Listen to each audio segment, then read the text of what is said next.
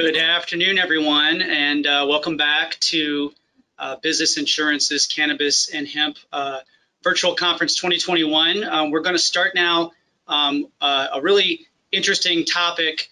It's an interstate collaboration in cannabis, a discussion with regulators, and we're really pleased to be joined today by two great panelists. Again, my name is Ian Stewart. I am the chair of the Wilson Elzer Cannabis Law Practice here in Los Angeles. You know, I think over the last year, since the election last year, we've had, 10 states now that have either gone adult use or expanded medical. We have a better idea, I think, of what's happening in Washington, even though we've seen some delays compared to what we had anticipated earlier in the year. But what all of this movement has done over the last few months is really spurring discussion, and including with states, with the regulators in states, both the cannabis regulators and departments of insurance, to start talking with each other to figure out what are we going to do. You know, this is all coming in terms of interstate commerce and a federal scheme, and trying to grapple with uniformity. And all of this is a very complex discussion. So I'm pleased to try to help moderate today this discussion with our two panelists. So let me introduce them. First, we are pleased to have Peg Brown. Peg Brown is Chief Deputy Commissioner at the Colorado Division of Insurance. Peg is a native Coloradoan with over 25 years experience in insurance law and policy, with an emphasis on personal lines and healthcare policy.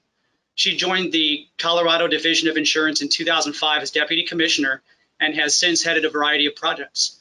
Over the past couple of years, starting before the pandemic, Peg served on the Colorado Governor's Cannabis Cabinet Work Group and is working to ensure that legal businesses have access to the insurance coverage that they need in Colorado. Peg has earned a certification as a senior professional in insurance regulation from the National Association of Insurance Commissioners. Welcome, Peg. We also have Dr. Jillian Schauer. Jillian is the Executive Director of the Cannabis Regulators Association, which is also known as CANRA. Dr. Schauer has spent the last decade working with a range of state and federal agencies on cannabis policy, data monitoring, and research translation. Prior to working on cannabis policy, Dr. Schauer worked on tobacco control policy. She has her PhD from Emory University and her master's in public health from the University of Washington. Dr. Schauer has more than 65 scientific publications on drug policy and epidemiology, and is an affiliate research scientist in the Addictions, Drug, and Alcohol Institute at the University of Washington. Jillian, welcome to you as well.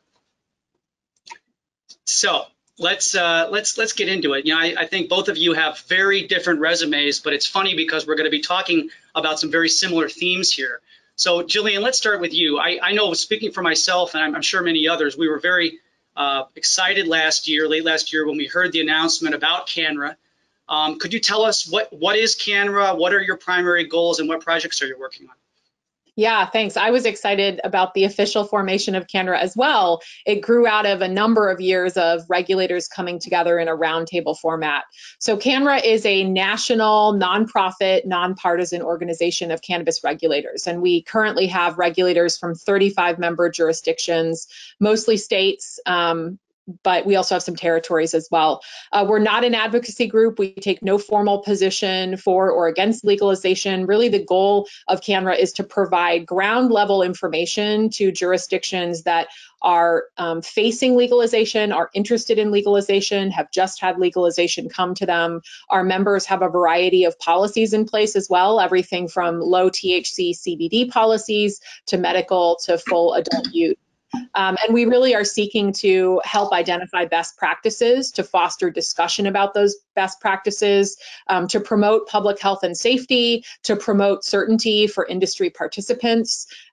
We, are going to work towards some model regulations in certain areas and some uniformity, hopefully, in areas where it makes sense to do so. But it's great to have a big tent that we can bring cannabis regulators under to have these discussions. That's great. And I know that's only been, it's about a year or so, is that right, since it's been kind of off the ground? Almost exactly a year since the formal filing as a nonprofit, yep. Yeah, absolutely. And so I guess in terms of that, a year isn't very long in the scheme of, groups like this where you've got so many member, voices. How over the next year or so, as we see developments in Washington, how often are you guys meeting, and what kind of goals do you have over the next year, do you think? Yeah, we have 12 different, at least 12. We have a couple that we're still standing up, 12 different active special committees addressing basically all aspects of regulation, from social equity to licensing to packaging and labeling to testing to medical use to prevention, et cetera. So we have very active special committees that are working on having those intense discussions, developing guidance documents where appropriate. And then we have a committee also focused on federal engagement. And we did put in a response on the CAOA that was, built out of many discussions with regulators to decide where we thought there was common ground across states with very different policies, and looking forward to, what might be federal legalization and the implications of that for states. So I think our next year will continue many of those discussions, and I think our committees will get further along in their work to come up with some of those potentially model regulations, or questions to lead to that. We are engaging also with a variety of stakeholders, other stakeholders in states, including insurance commissioners. We're also engaging with stakeholders from the industry, stakeholders from the public health and prevention communities. I think we feel that it's really important that regulators are hearing from all voices to help inform our work as well. And then we have all sorts of programming for members, a regular webinar series and in-person meetings, which we've largely had to put on hold due to the pandemic. But there's a lot of networking opportunity that's also really fruitful for our members. Well, good. Well, that's all great to hear, and I'm sure that those that are looking for more uniformity are really happy to hear all that. And I think one of the voices in the room that I'm sure you may be hearing from are the insurance commissioners. And Peg, let's turn to you. In Colorado, both with your own work group there in the state, and then also with the NAIC, you've seen interstate collaboration as well on the insurance side. And the NAC now has a cannabis working group. Can you tell us a little bit about that group's history and its goals and projects?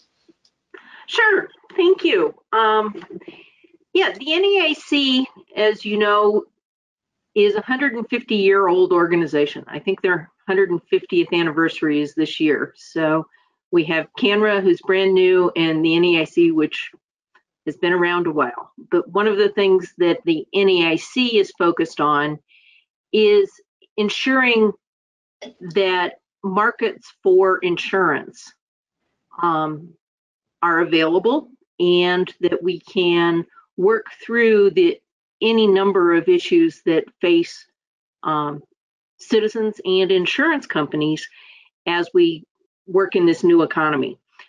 So the Cannabis Work Group of the National Association of Insurance Commissioners, or NAIC, was formed about 5 years ago under the leadership of then Commissioner David Jones of California.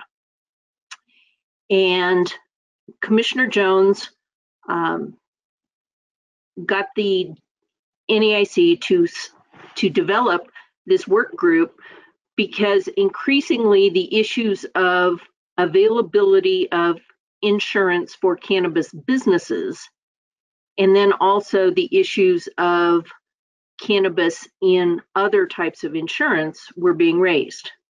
So the work group formed, and actually their first work product of substance was a white paper on understanding the market for cannabis insurance, and it was finalized and published on July 9th, 2019. The work group came together, and various parts of the paper were assigned out, and we all worked together to develop it as pretty much for insurance regulators a seminal piece on what is this new market, how does it work, and what issues do we currently have, and what issues do we foresee. So the group is currently working to update that paper to create an appendix. And the NAIC has, at the urging of the Cannabis Work Group, written letters in support of federal legislation, particularly the SAFE Act and the CLAIM Act. And we are working to encourage admitted insurers to ensure coverage adequacy in states where cannabis is legal, and that also includes hemp. So we're a group to educate ourselves and to try and create a regulatory structure that ensures that cannabis businesses have coverage. So that's great. Thanks for the background, both of you. Let's let me turn it back to Jillian briefly and talk again about uniformity.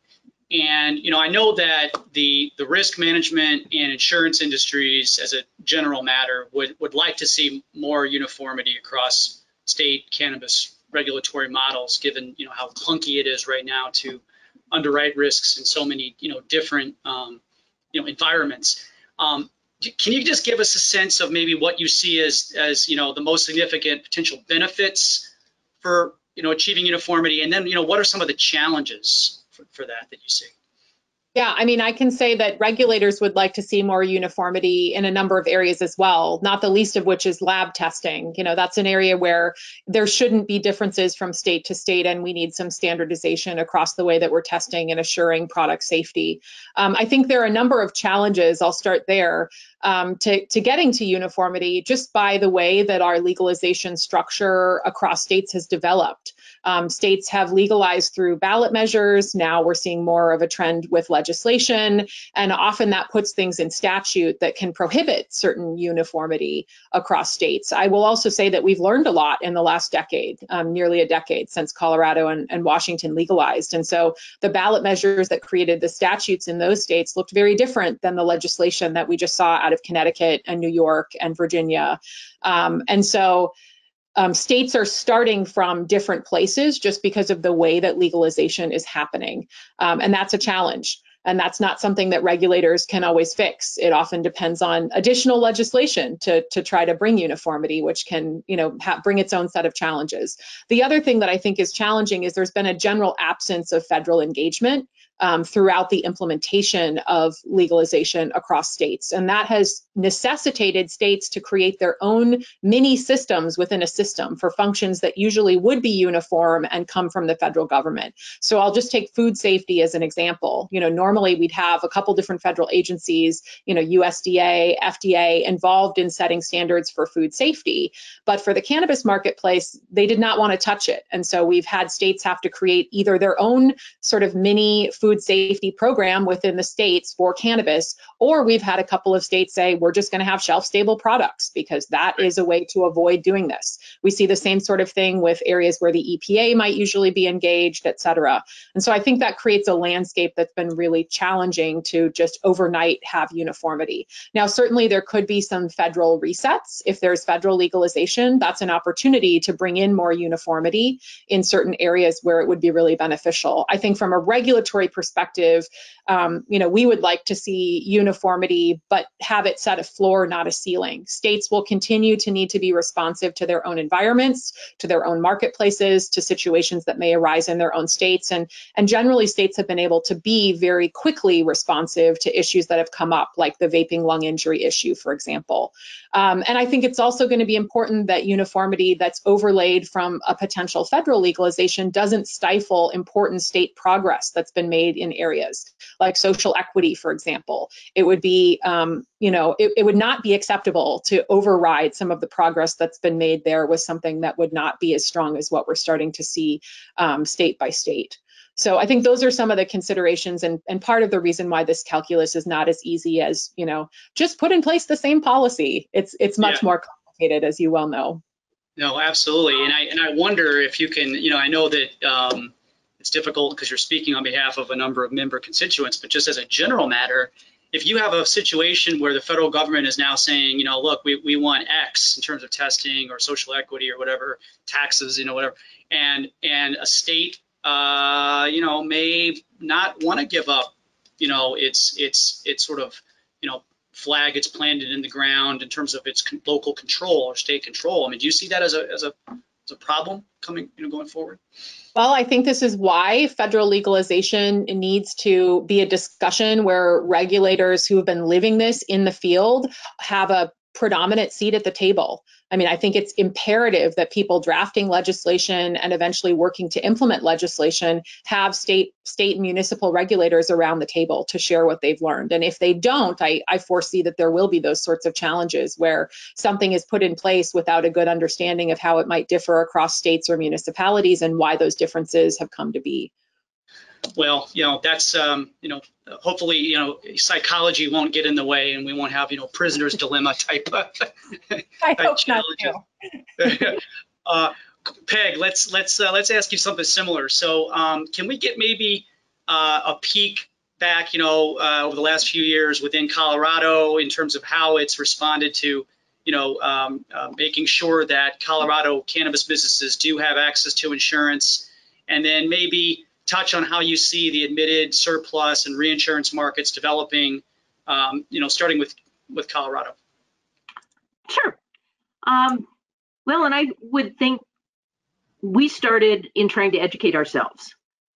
We started meeting with the cannabis regulators in Colorado, who are called MED, and we started meeting with them because they had their finger on the pulse of the people who were in the cannabis business and what their needs were. And, we were fairly new to it, and it took a lot of education. We actually dove in and, had discussion groups. We went on tours. We participated in the state's hemp legalization, and creating what we call the CHAMP plan. And it is the plan that Colorado put forth to the Federal Department of Agriculture for hemp under the Farm Bill. And we learned a lot along the way. At the same time, we participated with the NEAC and the Cannabis Work Group to educate ourselves, look at how various insurance regulators were treating cannabis and the issues coming forth, and have some really robust discussions about what are the challenges, what are the options for solutions, and who's able to get what done. There've been a number of good ideas, and we've been talking about them. Earlier this year, in the spring, Colorado put together a series of what we called the Colorado Cannabis Business Insurance Forums. It was a series of 4 meetings that we took, and it was to bring together the cannabis regulators and the insurance companies, because we did find that there was a significant need for those two groups to understand each other. Cannabis regulation in Colorado, I think the regulatory structure is 412 pages of state regulation. Compares to alcohol, which is about 120 pages. So it's a heavily regulated business. And when we started talking to insurance companies, they had no knowledge of the extent and depth of the regulatory structure for cannabis businesses. The licensure structure, the testing, transportation, all of that. So we focused on each side bringing information to the table during these cannabis business insurance forums as to what their particular interest is, what data they have, and knowing that insurance is such a data-heavy industry, how do we create some bridges so that we can all utilize the data to the advancement of making sure that legal cannabis industries have coverage? Can I get, so that's a great, I want to pivot off that last point. So, in terms of the data, right? So now we know, and we've got some hindsight, right? And so we've got some really good, solid surplus excess carriers that are working in cannabis. We got great MGUs in cannabis, you know, but on the admitted side in Colorado, what do you see? What's the hesitance at this point? It doesn't sound like it's reputational risk as much as it used to be. Schedule 1 certainly is still an issue. Is there anything else? I mean, what's the holdback? Underwriting? I think the reticence is focused on the Schedule 1. It is also what we have seen in Colorado and other states are the admitted carriers that enter the cannabis space are domestic carriers to that state. They are, you know, and the big one is obviously California. They have more domestic carriers than almost anywhere else, and they have more admitted carriers that are writing in the cannabis space than the rest of us.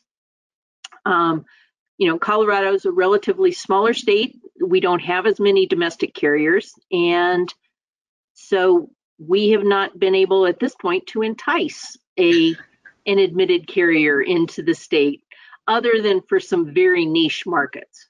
We do have carriers that are writing workers' comp for the cannabis business industry, but we don't have carriers that are offering comprehensive general liability or the others. We're also hearing that we know we do have a robust market in surplus lines for cannabis coverage. They are filling many of the needs in Colorado. But we're starting to hear from some of those carriers that they are having some constraints from the international reinsurance market. Sure. Yep. It is limiting things. And I think that really does revolve around the federal status. Right. Yeah. And then real quick, Peg, I don't know if you had any, and I'm sorry to throw this at you last second, but Sure. Any thoughts on captives and risk retention groups in Colorado? Have you seen any movement there? We've actually talked with some groups and had some interest, and we've worked with a couple because of some other laws for their organization in Colorado, which have some requirements that they could not meet, mostly on the banking side. They went to another state.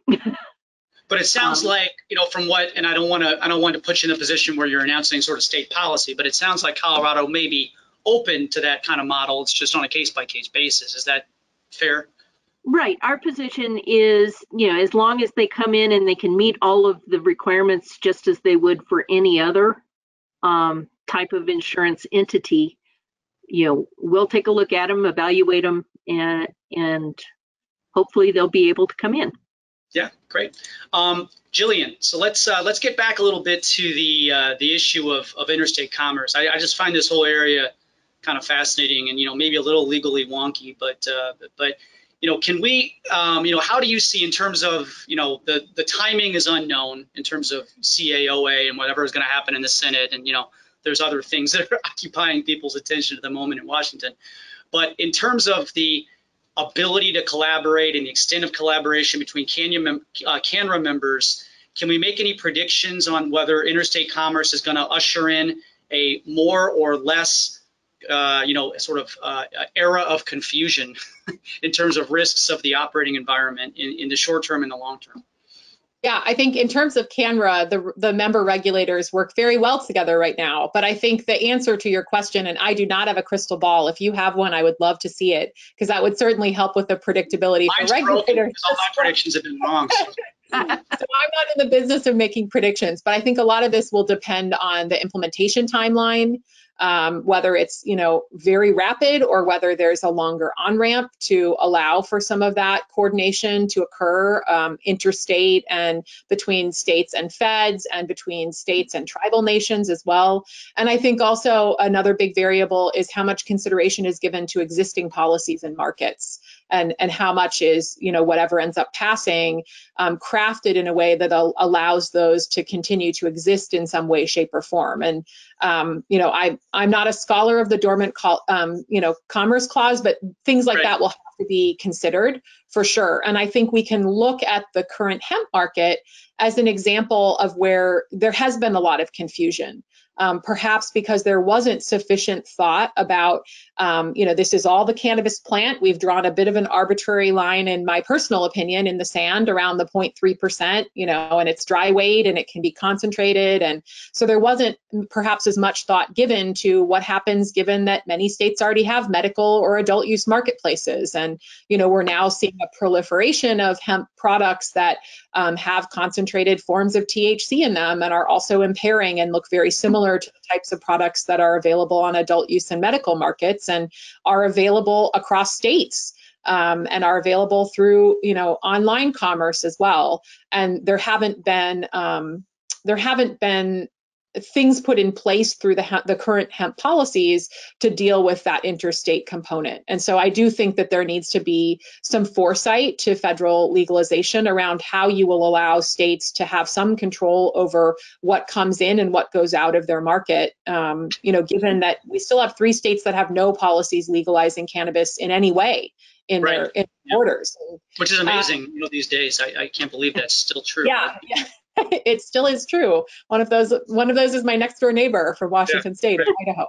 But I think if I can jump in, this interstate issue is huge for the insurance companies too, because while we're focused on, an admitted carrier in Colorado, it's likely to be a carrier that is domiciled in another state and is providing coverage on a regional, if not nationwide basis.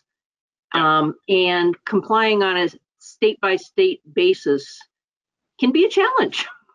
Yeah, absolutely. Well, and Jillian, you raised the issue of the dormant commerce clause, and I know that when you said that, I think about half of the people's eyes glazed over is because they said, oh gosh, we're going to get into constitutional law here. But I think that's a really, really important part of the puzzle here, and I'm going to shamelessly plug Robert Mikos, who is a professor at Vanderbilt. And he wrote a great paper. This was published in the Boston University Law Review earlier this year.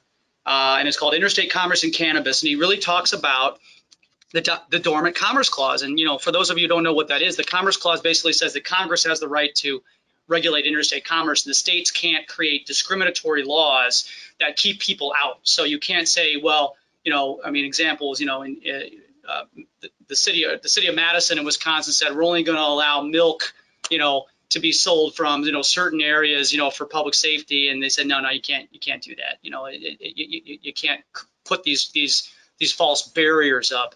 And so I think the concern, Jillian, if and I'm sure you remember, organizations have talked about this, is residency requirements, social equity issues, things that are keeping others out of the industry. Those may be struck down as unconstitutional once we do away with Schedule 1. And then the question becomes, I think, with regard to just regular state-based regulations, let's say around testing, where it's not discriminatory. All products, whether in or out of the state, have to comply with those tests. I think that's an easier thing where it's not going to be found necessarily unconstitutional. But once you have enough uniformity, like a universal symbol, let's say that, that 46 states adopt a universal symbol and 1 or 2 decide to go their own way, that's where you could say, wait a minute, now you're violating the Dormant Commerce Clause because it has that discriminatory effect, right?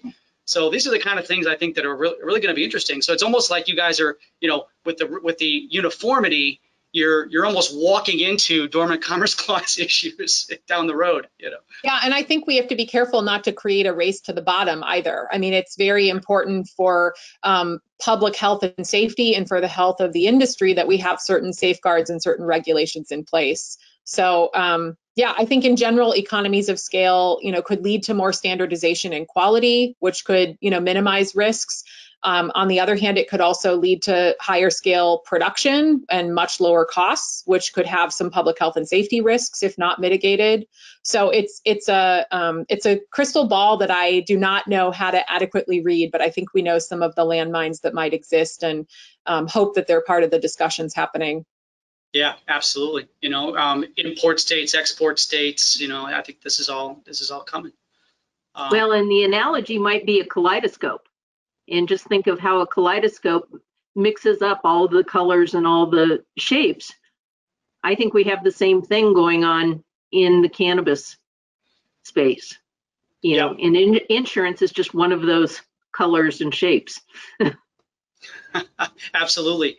And Peg, to that point, do you see areas for improvement in how state departments of insurance can work with state cannabis regulators, to help each other out? I mean, in terms of, making life easier for those underwriters and brokers that are trying to serve their clients? I think the first key is communication. I would recommend to any state insurance regulator looking at this area to contact their state cannabis regulator and get to know them, understand the cannabis regulatory structure. Because I think with that shared knowledge, it will go a long way. And I know there have been challenges along the way. There are states that put in insurance requirements into their cannabis licensure requirements, and that's a conundrum if the insurance is not available, and particularly if they have requirements that make it an admitted carrier, and the state may not have an admitted carrier writing in that space. Colorado has had some insurance requirements, but we talked with our cannabis regulators and explained to them, what the insurance market was for this, and we were able to reach some accommodation with them so that it didn't become, we won't license these folks. We will make sure that they can get the coverage they need.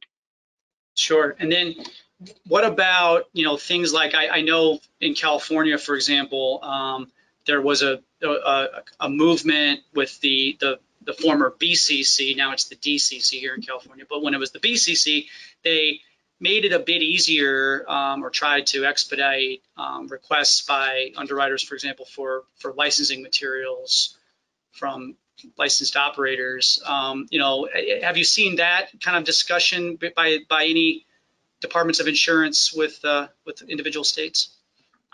It's an issue that comes up. Colorado's position is if you can meet our standard licensing requirements to get a certificate of authority, come on in. And we know that those licensing requirements, because in Colorado we do have a seasoning requirement, they weigh in favor of more established entities entering a new line. But that's not to say without, that we wouldn't entertain something to put up the funds as public protection. Sure. And get a license. Okay.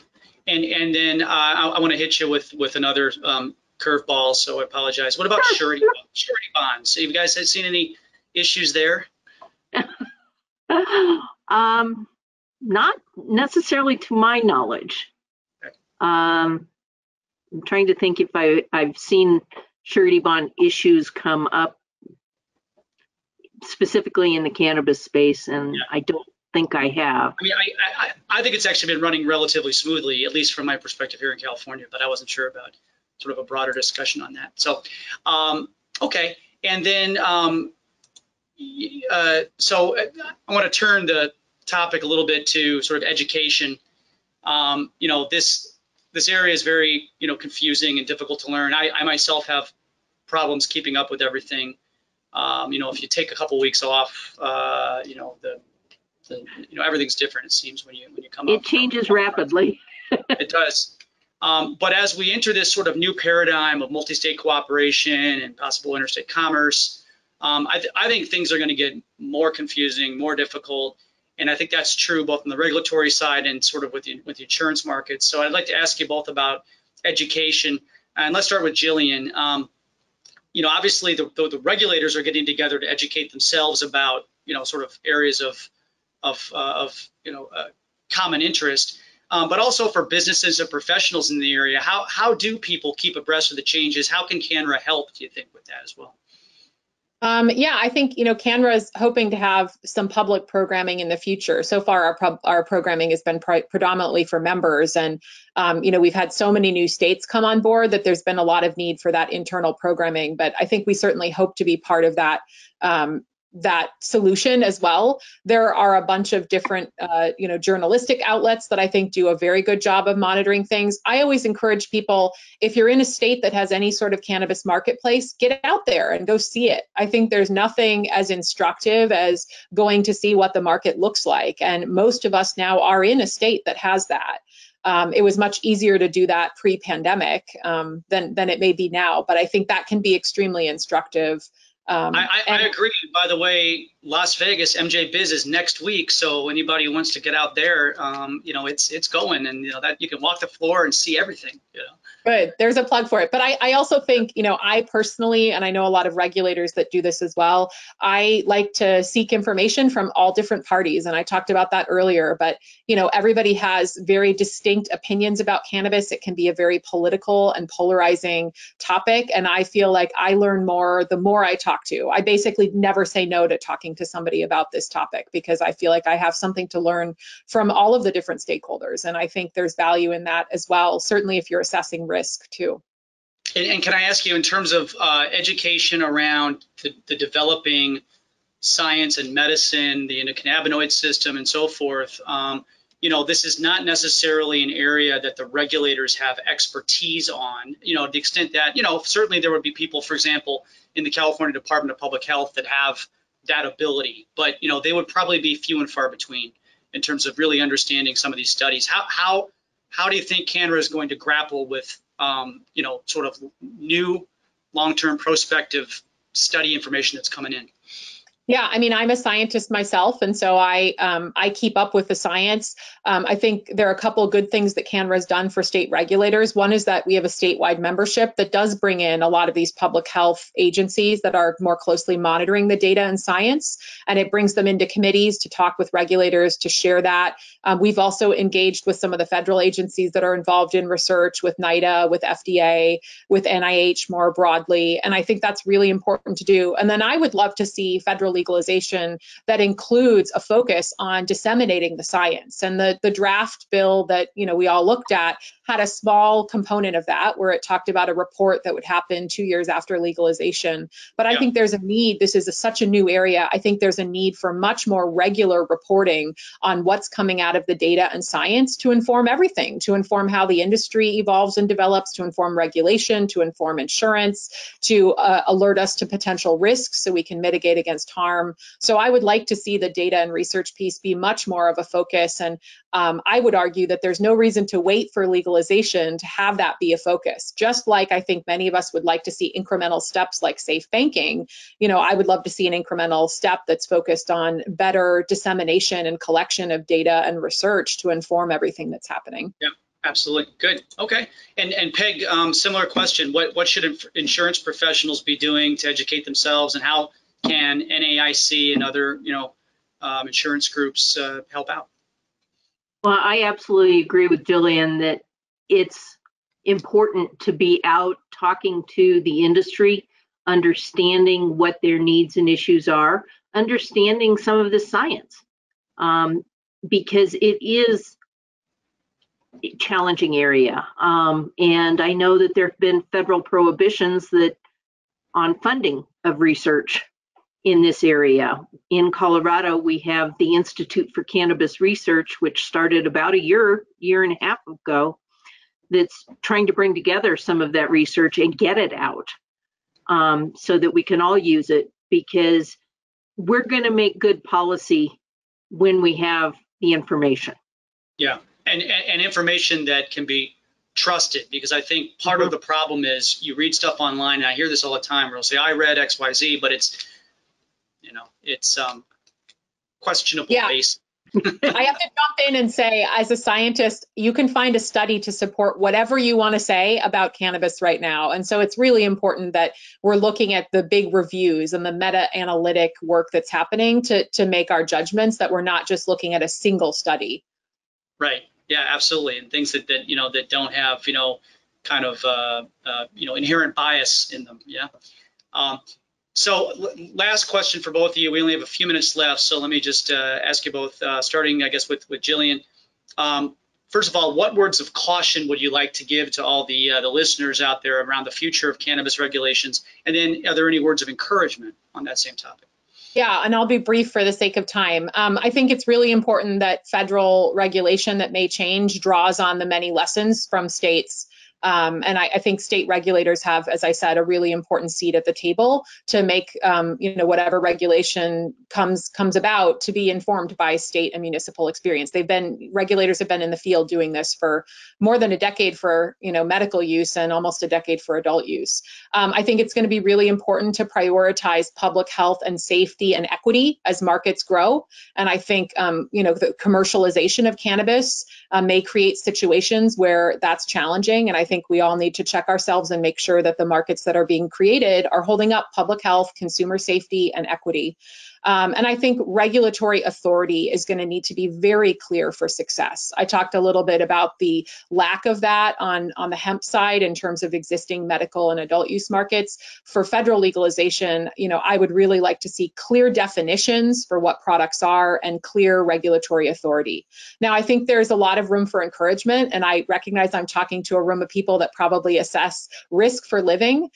So I think one of the encouraging areas is that a thoughtful regulatory framework can mitigate against risks. And there was just a study that came out last week that found that the cases of vaping lung injury from the outbreak that occurred in 2019 were lower in states that had legal adult use marketplaces. And so I do think that thoughtful regulation can mitigate, broader public risks. I think it's promising to know that regulators are, working together on a range of topics, and, Canva is helping to convene that. I think it's also promising to see that there's been a lot of progress made in public health and safety and equity in states. And again, we need to make sure we uphold that. And then also that regulators are working with a broad array of stakeholders. And again, I echo what Peg said, that I think it's really important that insurance commissioners and, folks that are interested in the insurance side of cannabis are working with their regulators and informing their regulators about considerations that may not be front of mind. So I'll leave it at that and go to Peg. That's great. Peg, you got the last words. What do you think? Words of caution and words of encouragement on the insurance markets. Well, I'm actually going to say ditto to a lot of what Jillian said. I think this is an area we're going to do very well if we can all sit down together and create good, strong, science-based, data-based, and balanced policies. And that is an absolute key. I mean, the word of caution is, in enthusiasm for a new marketplace, we need to make sure that we are treading carefully. There is risk out there. There is unknown risk out there. And so we need to be very thoughtful about how we do this, what we do, and how we balance both the interests and the concerns. That's, I think I couldn't agree more with that last thought. We had the vape crisis. We've got, the novel cannabinoids. We've got things that were not expected, and it's going to keep happening. I'm sure of it. Next year we'll be talking about something that we didn't foresee this year, right? And that's what keeps it interesting and fun, but risky. Thank you both so much for your time and great thoughts on this panel. I'm sure all the attendees appreciate it. Again, I'm Ian Stewart. Thank you, Peg Brown and Dr. Jillian Schauer, for your time, and we will catch you for the next episode on this conference. Thank you. Thank you. Thanks a lot, Ian.